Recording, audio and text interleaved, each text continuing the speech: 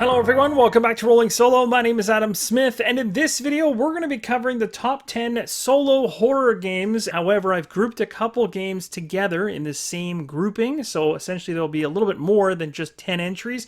Another thing to note is that this list is in no order of popularity on my own part. I'm just putting the list together to tell you some games that I believe are part of my list for top solo horror games. So the number 1 position, number 10 position, doesn't matter. This is really just to give you an idea of some games that may be on your radar or may not be on your radar. This might actually force you to take a game off the shelf during this Halloween season, or take a look at a game, hopefully, maybe, that might actually interest you. So either way, whether it ends up giving you an idea on something you should try out, or it just kind of gets you to pull that game and blow the dust off one of those games on your shelf, either way, I consider that a win. Plus, I would love in the comments below after the video or during the video, if you don't see some entries of solo horror games that I mention here and you really like them, let us know in the comments below. I think the people here would really like to hear what you enjoy yourself as well. So without further ado, we're going to go ahead and start off this top 10 list. Again, remember, in no particular order. We're going to start off the list with Deep Madness from 2018. This comes from Dimension Games. I want to make a quick mention that every entry throughout this video, although I'll be going through them quite quickly, will have a link in the top right-hand corner to take you to some other content, whether it be unboxings or it could be an actual full playthrough of the game being mentioned. So if you want more information beyond what's shown in this video for the entries I go through, check those links as they pop up. That will bring you to those videos. So as I mentioned, Deep Madness here is the very first entry in the list, and this has a special place in my heart because not only is it fully terrifying in terms of the miniatures that are involved in this thing, but the gameplay is fantastic. Every single scenario has some really puzzly elements to it that you wouldn't expect at first glance. When you first take a look at this game, you assume, just another miniatures game, just kind of overburdened with plastic. It can't, can't have a real solid core. It can't be anything different than what I've seen before. It really is. Each of the scenarios inside this box are vastly different from each other, and there was a lot of creative brilliance, honestly, that went into the different scenarios and how they use. Some of them have tiles moving throughout the actual layers or the levels of this particular facility. They just have some really cool level design and some cool wind conditions, and it's just outside of what you would expect. Again, you've got the blend of H.P. Lovecraft with this particular game that just nails it 100%, and there's tons of content. So if you're looking for expansions for this particular one, I mean, you're going to find all kinds of stuff here. Literally, there is too much content. It's that good. So if you really get wrapped up in the core experience and you want more, there really is a lot more there for you. Plus, it's a relatively new game. It's also a game that does and has come back to Kickstarter multiple times. So there's definitely chances to pick this up likely in the future as well, as I wouldn't be surprised if they continue to add to this thing. It has been quite successful. Next up on the list is Fireteam Zero from 2015. This comes from Emergent Games, and just so that you know, for those people that love to read books or to have nice story to go along with the game, what happens during the events of this particular game is all set in about 1942, as you can see here on BGG. But what's really cool is there's books out there, one called Bad Radio, and there's another one, which I'm forgetting the name of off the top of my head, but basically they take place after the events of this particular game, giving you some kind of look at the characters that you're actually controlling as you play through this game. And that's something that really drew me into the experience. Plus, it's based in absolutely kind of an alternative situation to what happened during those wars, of course. So it's taking something that was legitimately a period in time and then altering that reality into something terrifying, something that you have to deal with. And again, it's very, very cool in that most of the, actually all of the scenarios are narrated. So there's actually some narration moving into a scenario that's voice acted. So you get that real good feel of what your objective is. And the gameplay is fast and furious, and there's a nice puzzliness to it as well, trying to figure out positionally how you should survive. That's one of the biggest keys with this one, is more about position than anything else. Your objectives, of course, are going to be laid out for you, but really where you end up relative to where the monsters are coming at you is very, very key. So it definitely nails that army feel. And then, of course, you have all of the monsters throwing wrenches into your plans. In terms of a horror-based game, this is absolutely one worth checking out for solo play. Next on the list, we have Gloom of Kilforth, a fantasy quest game. This is actually a game that I really, really love. This is from All or Nothing Productions, and they've actually pumped out quite a few fantastic card games, but this is the one really for me that stuck with me the longest.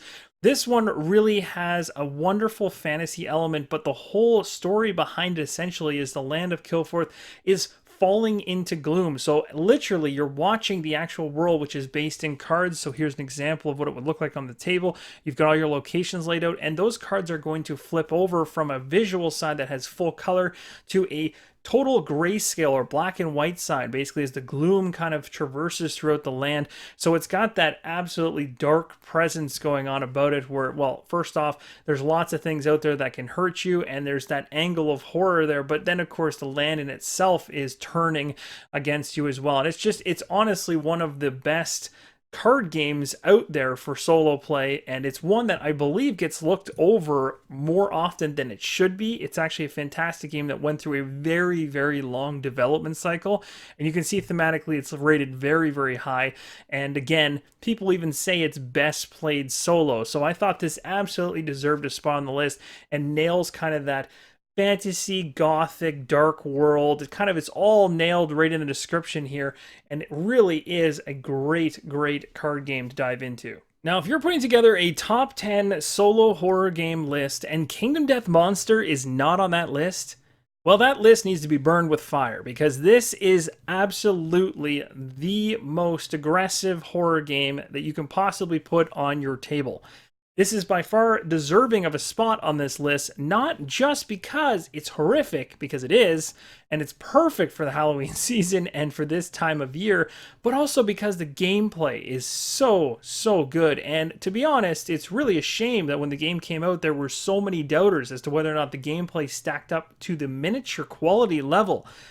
And as years went on, this game became known as not just the really expensive miniatures game that might have good gameplay to it, to becoming this definitely has something special going for it that no other game can say. Plus, it proves that the Kickstarter beast is a successful model in terms of pumping out a game that is absolutely massive in terms of its scale, but still successful in actually delivering a full quality product.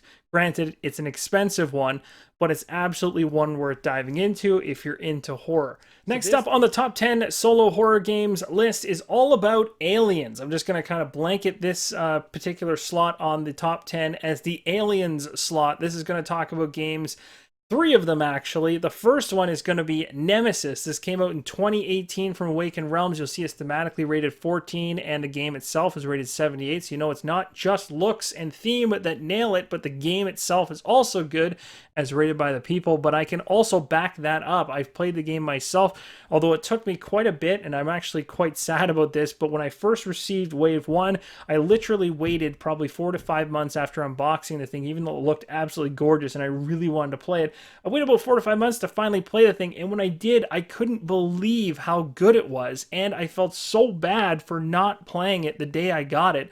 That was another sin.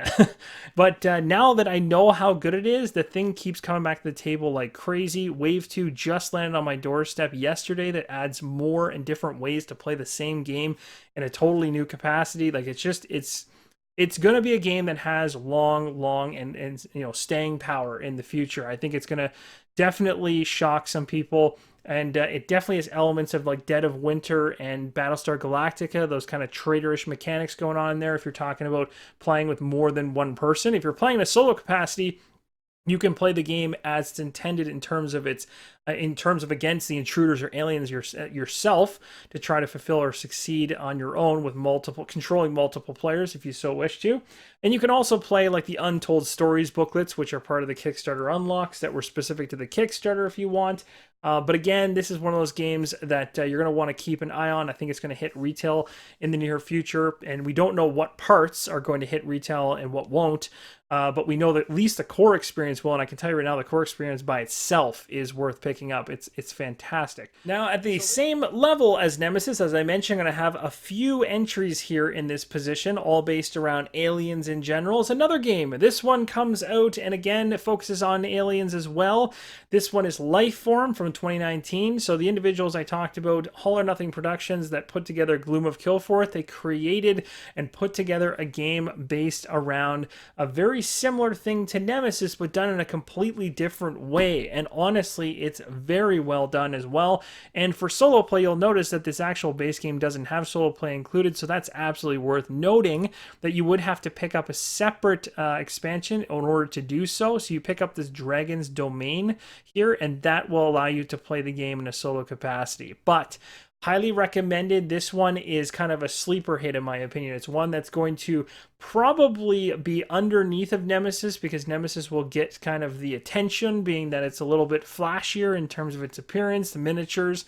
So it is likely the one that people are going to fall into in terms of checking out. But I highly recommend you do your research on Lifeform, because it offers something that is very different. So this is a game that you could have in tandem with Nemesis in your collection and not feel any, duplication besides literally just the theme, and that's about it. Everything else is completely different and mechanically different. Now, I mean, if you're talking aliens, you have to mention Legendary Encounters, an alien deck building game. What's really exciting about this one is its staying power. Even today, if you pick this game up in the store, it still holds weight. It's from 2014. Yeah, it's really not that old. It's only 5 years old or so. But the gameplay is fantastic. And again, this plays really well solo. Plus, what's even more exciting about this game recently is that Alien Covenant is a recent expansion that's been added to the game. So if it's a game that you played many years ago and dropped and you didn't know this, hopefully this is shining some light on the fact that they actually put an expansion out after putting an Alien conversion kit out and then having another expansion come out in 2016. Pretty tight together, but then they kind of left things hanging for a few years and are now back with another expansion. So that's pretty awesome to see that they're still giving this thing life, because it is popular and it seems the community is actually enjoying this thing quite a bit. So this is where you're going to want to check out more information on that game. But that's going to sum up the 3 alien-based submissions for this list. Next up is a game called Darkest Night, and this is the 2nd edition made in 2018 from Victory Point Games. I highly recommend that you seek out the 2018 2nd edition version, as this one has quite a few changes from the original one, plus some art changes as well, and it's just kind of a little more modernized. You'll also see here what's really cool is that the game's actually rated best at the #1 position in terms of solo play. So solo players rejoice. You guys are rated as the best way to play this game, so I thought this absolutely deserved a spot. It obviously hits the horror theme right on the head. Darkest Night. I don't think you have to say too much more, but this is going to have you basically traversing around this board. You're going to be dealing with blights and all kinds of crazy stuff, but really what's interesting is the interactions with the cards and how you play them. You're going to be controlling 4 characters at once. That's the only thing when you're playing solo. It does seem, and most people do say, that it eats quite a bit of table space, as this one person says, but at the same time, you can actually condense this down. I was playing this on a pretty small table and also didn't really leave too much space between each of the player boards. I was able to get this on a pretty nice 3x3 table or less without any problem. But I had a lot of fun with this one. The next game on the list that's deserving of a spot is Folklore the Affliction from 2017. This comes from Greenbrier Games, and they've had multiple iterations and supplement expansions to this system since it came out in 2017. It is a fantastic one. If you're looking for a game that's basically, as you can see right down here in the description, it's an expandable ongoing horror RPG. So if you're coming from the RPG kind of side of things, you're looking for kind of a game that will merge you into the board game scene but have that RPG feel where there's a story being told as you go through and there's a very kind of immersive feel to the gameplay, then this is it. This is probably even more thematically involved in terms of its storytelling than most of the games on this list. That's probably its strong suit, and another reason why I really think it deserves a spot here. Plus, of course, it nails that horror theme perfectly, just based on the time frame of this particular game and when it appears. So the other thing, like I mentioned, if you're looking for additional content for this thing, you'll find no lack of content. There's all kinds of expansions and all kinds of stuff you can find through Kickstarter in order to enhance this thing. The most recent expansion that came out, I shouldn't say the most recent, but the first expansion that came out right after the base game was the Dark Tales expansion. So some of these are already available in the wild. You won't have to go kind of searching everywhere to find them. And again, some of them are going to come back in Kickstarter capacity, probably in the future, to be picked up again if you want to go grab a larger bundle. But for the Halloween season, this is absolutely going to be high on the list to take off the shelf. Next up, we have Shadows of Brimstone, City of Ancients. Now, there are two different core boxes to the original experience from 2014, but there's also some new experiences with the Forbidden Fortress more recently, so there's different avenues to get into this game. But I will warn you in advance, this is a behemoth of a game. So this is one of those games where, yes, you could just pick up a base game and maybe a couple expansions to your liking, and that would be fine, and just play with that. Or you could kind of fall off the deep end of the cliff like I did, and you basically are picking up everything and anything that comes out for this thing. And really what happens is the game world itself just continues to expand and expand and expand. And really what's happening is the randomness of your adventure, which is based in an H.P. Lovecraft mixed in with cowboys, essentially, or Western in theme, which I think is absolutely awesome. But basically, the more content you add into this game, the more random in terms of the encounters become. Because when you just own a single core box, you're like, well, there's a handful of different things I could potentially run into. But the more expansions you start adding in here, like you might have, Tridarians and stuff like this coming through a portal to the other side, or you might have a completely different otherworld experience with the Forest of the Dead, and that's a more recent expansion. Another really cool element, and again, this is a very tough game to sum up quickly, but essentially the gameplay has you moving into the mines to basically succeed in an objective inside the mines to win, and you're trying to complete that objective at the same time as you're going through the mines and dealing with everything the mines are going to throw at you. You're also going to find portals, and those portals in the mines are going to take you to other worlds, and those other worlds are some of these expansions. So every time you see the thing that says other worlds, it means it's literally an addition of a whole new world that your characters can walk through a mine, be in the mine, go through a portal, and bam, you're in a totally different location, totally different world. You can go into that world, take weapons, take items, take loot, and then bring it back to the mine, and then go into another portal that shoots you out somewhere else. It has so much expandability, which is the reason why it's so popular, that it's kind of off the rails. And I say that in a good way. One other thing that's very, very important to mention, this is something you want. If you're going to ever get into Shadows of Brimstone, Hexcrawl is where it's at. You're going to want to take every single one of those files and you're going to want to print them off.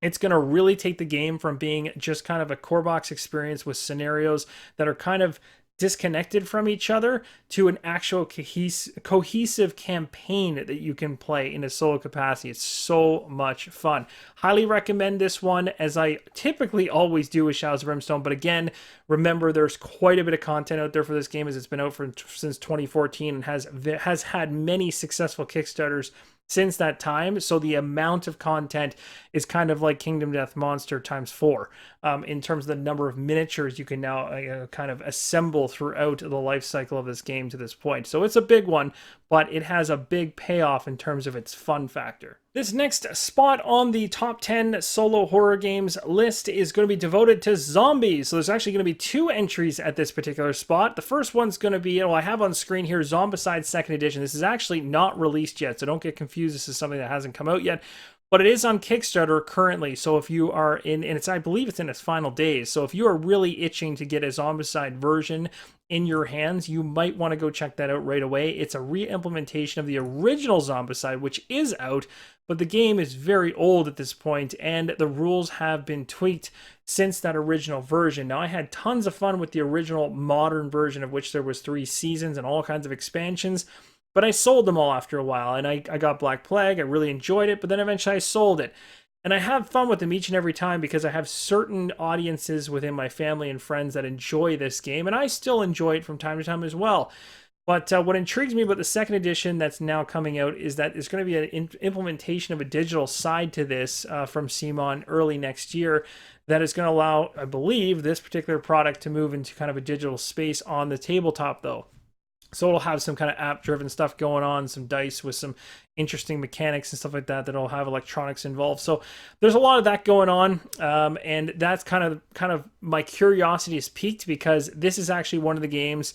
I'd say Zombicide, the original implementation, this one right here, along with Lord of the Rings, the card game, and Mage Knight, were probably the first 3 games that I'd say I bundled together and kind of were like the starting of my solo gaming insanity.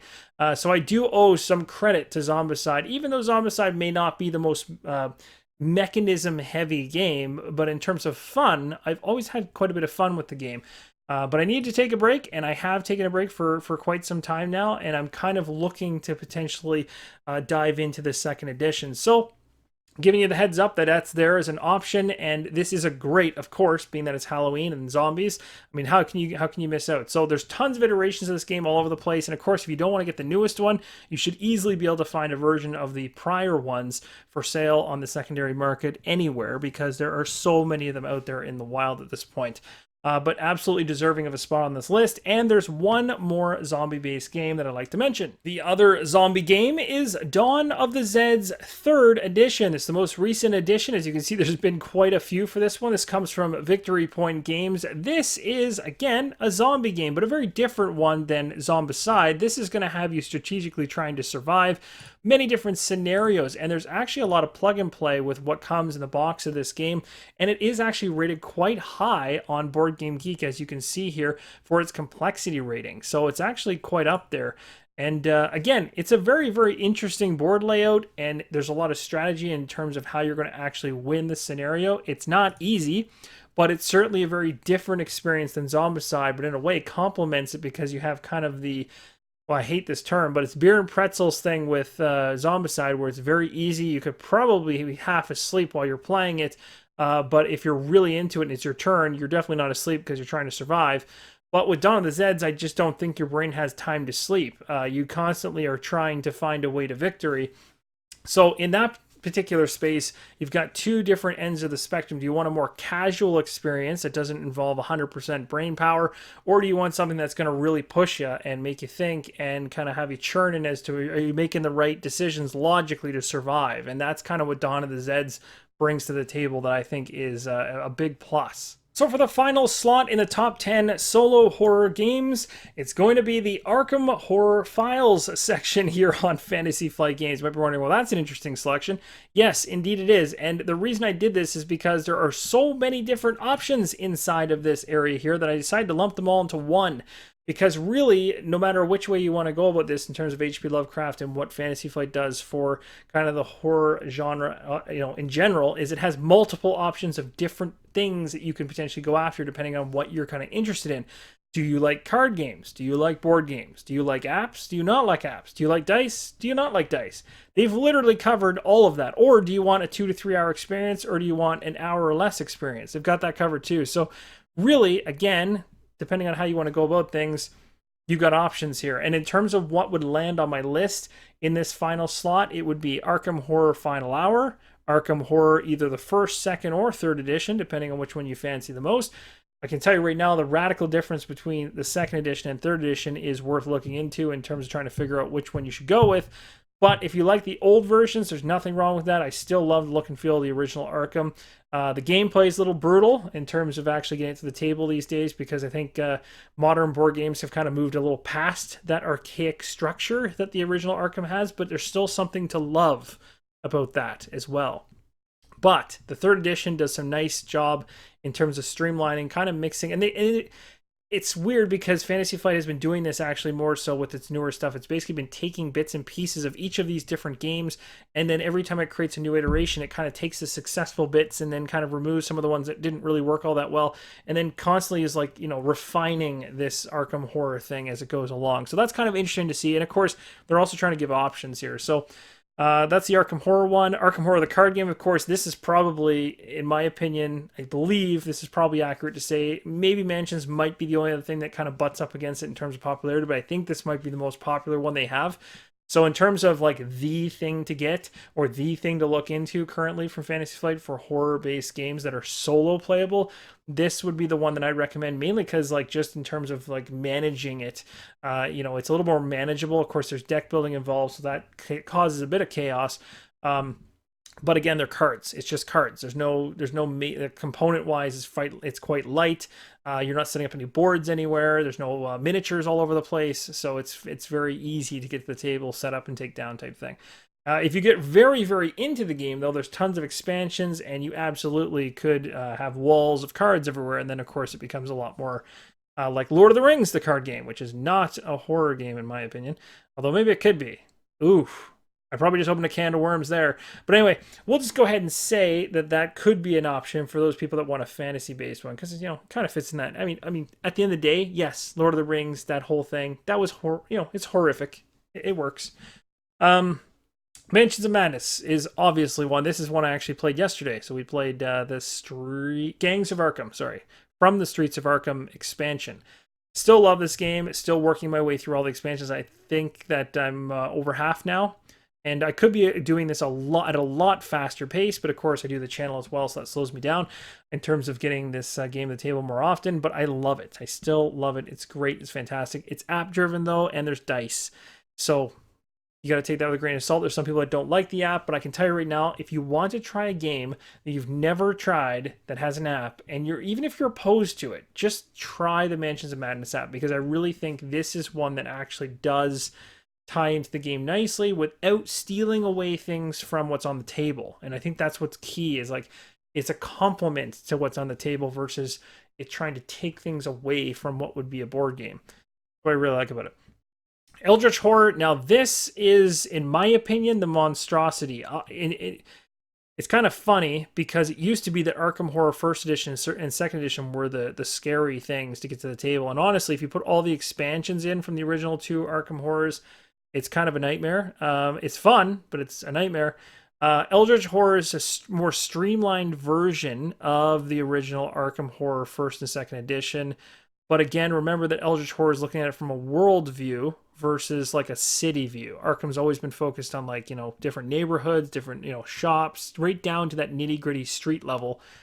Eldritch Horror has always been top down, full world view, Indiana Jones style, except with monsters that want to destroy absolutely everything. The only crazy thing is, if you get all the expansions for this game, there's a lot of stuff. Like, there's a lot. So you kind of want to, work your way through it progressively. Don't go buy every expansion, put it all together, and go, let's go have some fun. You'll literally rip your hair out.